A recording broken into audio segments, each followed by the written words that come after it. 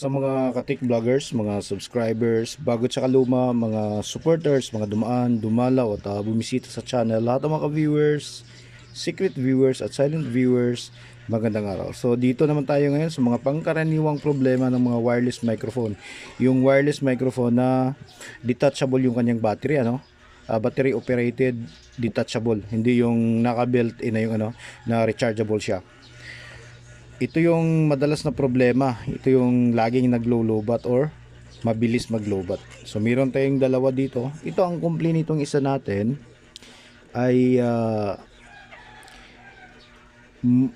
mabilis siya mag-lowbat pero hindi katulad nitong isa na pagsaksak mo pa lang lowbat na kaagad. Okay? So ano ba yung mga dahilan? Siguro almost 2 years na meron tayong content tungkol sa mga battery operated gadgets, yung detachable yung kanyang battery, lalo na ang ginagamit ay mga dry cell. Madalas to sa AAA, AA, tsaka sa 9 volts battery. Ito yung madalas na nangyayari. So ito uulitin ko lang kasi pagkakataon na natin to dahil may pumasok na dalawang wireless microphone. Itong isa, naayos na natin, nalinis na natin. Ang madalas na problema nito ay yung battery terminal lang nagkakalawang. Ayan, so nalinis na natin yan. Malinis na. Tapos, dito, ito kasi din gumagalaw itong board niya. Umaatras abanti, tapos gumigiwang-giwang. So, dinikitan na natin yan ng glue. Ayan, para hindi na siya gagalaw. So itong matindi talaga na problema na kahit na bago yung battery na ikakabit mo ay naka-indicate na lubat pa rin dahil dito. Ayan, ito mas malupit, mas matindi na yung nito. Kalawang, ayan. Grabe na yung kalawang. So ang mangyayari, lilinisin ng may-ari yung dito sa taas. Okay, lilinisin. Kahit na kumintab pa rin yan, kapag kinalawang yung sa baba, wala pa rin magbabago. Bakit? Yung kasi yung sa ilalim nito, ay yung pinaka bottom niya, ayan itong spring ay nakaipit lang yan dito sa kanyang foundation. Yung sa malaking metal na to, nakaipit lang. Okay?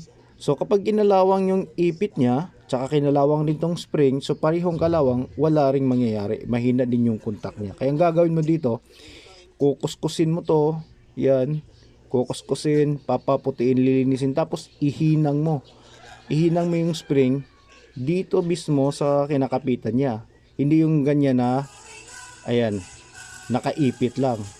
Okay, kasi kinalawang yung spring natin, kinalawang naman yung pang-ipit, wala, lost contact pa rin siya.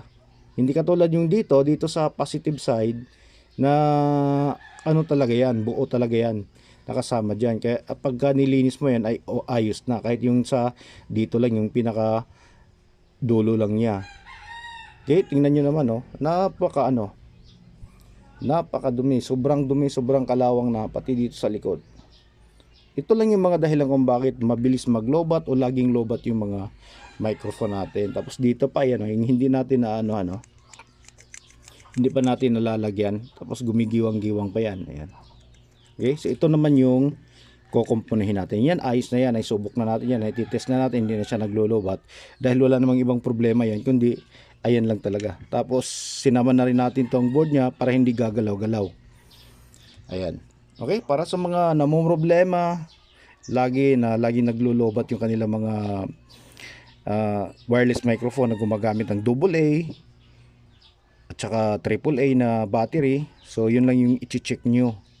Baka yung mga terminal lang ito, or kaya dito ayan, meron na rin konti, ayan. Dito naman sa kabila, malinis pa yan, wala pang kalawang. So yun lang yung mga lilinisin nyo, at saka yun lang yung gagawin nyo para hindi na magiging lowbat lagi or mabilis maglobat yung mga microphone natin. So hanggang dito na lang, maraming salamat, God bless at bye bye.